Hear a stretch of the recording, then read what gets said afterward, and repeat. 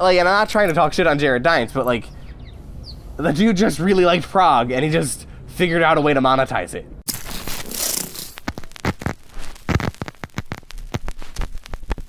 So I was wondering, do you consider yourself an entrepreneur, and how did you get started in that world? And I know you own a couple of businesses. How does it start? Did you just one day decide, I'm going to own a business and be my own boss? Or did you kind of just fall into place? Where's the line between work and play? That's a good question. There's a couple layers there. I think what's important about me is how I kind of started in consulting for bands. Is what happened was I moved to New York when I was 19, and I had a music PR job, and it ended up falling apart within a few months. I left and I told all the bands I was working with, and then they were all like, yeah, but we still want your advice. And what I realized was that when I was working with him, I would get frustrated because I'd be getting reviews for bands, I'd be getting them coverage, but they just wouldn't do basic things. Like, they wouldn't have a good Facebook page, or they wouldn't have a Bandcamp, or just basic, or like wouldn't have any clue about booking shows. And I'd be like trying to explain this to them, and that's where most of my hours were going, rather than like actual PR, right? Because that's what I was passionate about. And so that's sort of what I just fell into doing, was like, fuck, I'm 19 in New York, unemployed. I really don't want to get a job. This is what I can do. I think I mostly know how to do it. I'm punk enough to survive. I think I was paying $1,000 in rent a month and making $1,300 a month at one point. You really do just kind of have to take the plunge and do it and just be like, how am I going to create value? How am I going to make money for people? I really didn't like have a business. Like, I didn't make a lot of money the first 18 months. I remember being 20 and being like, oh, my budget lets me have $20 to spend a day, and being really excited about that. You know what I mean? Like, I was making like $2,200 a month. I was like, this is it, like, good. And that's, that was good, because like, if you can make that much money fucking doing something, then do it. That's good. Like, especially if it's something you don't hate. And you just kind of, you learn over time, and that's really, really important, is to kind of like keep teaching yourself, keep growing. Like, I just constantly read marketing books and entrepreneurship books and just self-improvement books, just to kind of improve who I am, how I am, what I do. My entire thing, like, especially in the last 13 months, has just been like sobriety, waking up at 6 a.m. Well, now like 5:30 a.m., just working 15, 16 hours a day, working all through the weekend. And I get that grind is not for everyone, but it has to be what you like to do. Like, I always get, like, over Christmas when everyone slows down, like, I get really freaked out, and I just get, like, I'll just sit and play guitar for 8 hours a day because I just need to do something, just because that's how my brain is. And I think that's really important, is that, like, I can't really turn off, especially I think when you're relatively early on in the business, you can't really separate that time. Like, I do work 90, 100 hours a week, and then I spend another 2 hours a day exercising and meditating, and and that's just how I have to be to do things, like, every minute I try to optimize as much as possible. And that's also, I think, if you have a long-term goal, that's really important. Like, I want to be a philanthropist when I'm 45. Like, I just want to retire, be a philanthropist, done.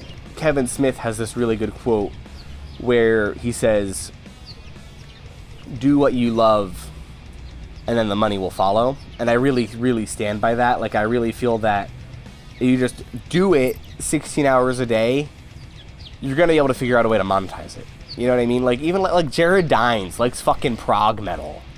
Like, he makes more money from prog metal than anyone else has maybe ever. Like, and I'm not trying to talk shit on Jared Dines, but like, the dude just really liked prog, and he just figured out a way to monetize it. You know what I mean? And if you look at his early videos, he's just kind of dicking around, just like, I like this effect, and it's cool, And then he was able to evolve. He was like, okay, well, this is the thing that got traction, cool. And the dude's only like 29. Like, that blows my mind, you know what I mean? I think if you figure that out, and you figure out, okay, what do I love? I'm just going to do that. Like, I loved giving bands advice. I loved working with labels and helping bands figure out, here's how I'm going to grow myself, here's how I'm going to improve. And so that's what I doubled down on, and that's what I did. And now it's turned into something cool. You know what I mean? It's still not where I want to be. Like, it's still some months still suck. Like, some months I'm still panicked about money, you know, but simultaneously, like, I was looking at what my next 5 months look like, and I don't think I'm home for more than 10 days at a time until November. So you were asking about where it starts, and it starts with being deeply, deeply, deeply engaged with your community. I wrote for 4 years every day about metal, without making any money or without, you know, anything happening. Or like I made $20 a month from the age of 15, 16, just out of like advertising. That's like nothing. That like paid for some, like I would buy myself a band shirt every month. Right. It was just being deeply engaged in my community. And there are still people who I meet, like I met someone at South by Southwest last year who I'd known on the internet for like a decade. You know what I mean? And he was like, oh, Matt Bacon? And I was like, my brother. And the best time to start is now, you know, just engaging with your community and just going to underground shows. And those things are hard to find sometimes. Like I remember searching desperately for 2 years in Paris before I found my first, year and a half in Paris before I found my first like serious underground metal shows, you know. It gets easier every day with the internet, but like, it still can be tricky.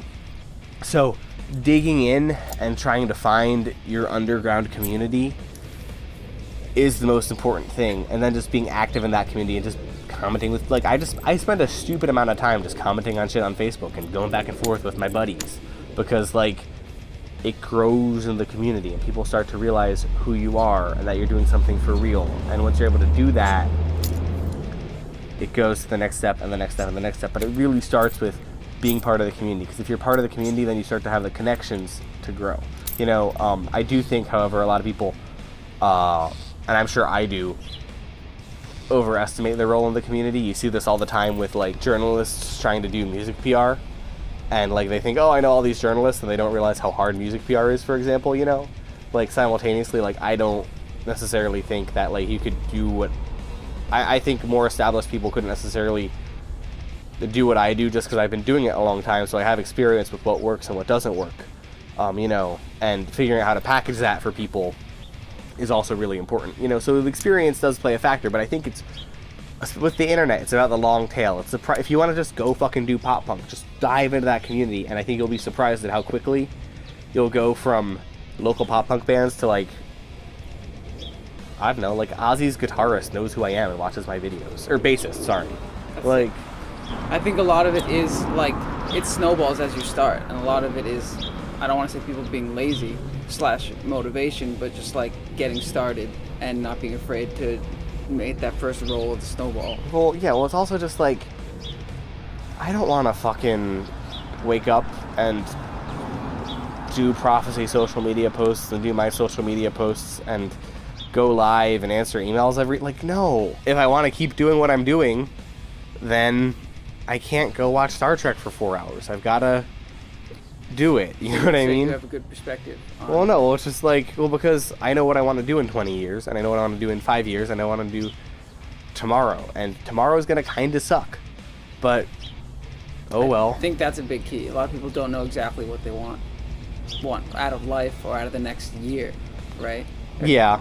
Honestly, a big part of it for me, and this is going to sound really crass, is setting up financial goals.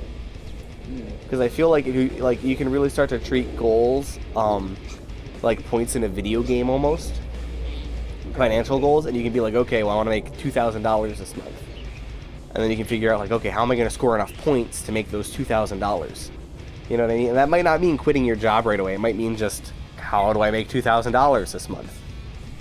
And then you hustle and you figure it out, and you get to that point, and then you say, okay, well, now I'm making $2,000 a month regularly. How do I make $2,500? And that's really hard. Like, making $2,000 is really hard. Like, start with like 50. You know what I mean? Be like, can I pay my phone bill doing this? Because that's huge if you can pay your phone bill doing your creative thing. Right. You know, and then it's like, can I buy groceries with this? The fact that I pay for food by knowing a lot about the Melvins is fucking stupid. But a lot of people don't make the switch of like, how can this become a monetary thing? Can I actually make money? Like, yeah, well, the thing is, with the internet, you can always make money. yes. Like, I know people who make money off dumb shit. yes. And they just figured out what the twist was. What's the one thing? Well, what does my audience want, and how do I give it to them? And then they figured that out, and they gave it to them, and it turned into money.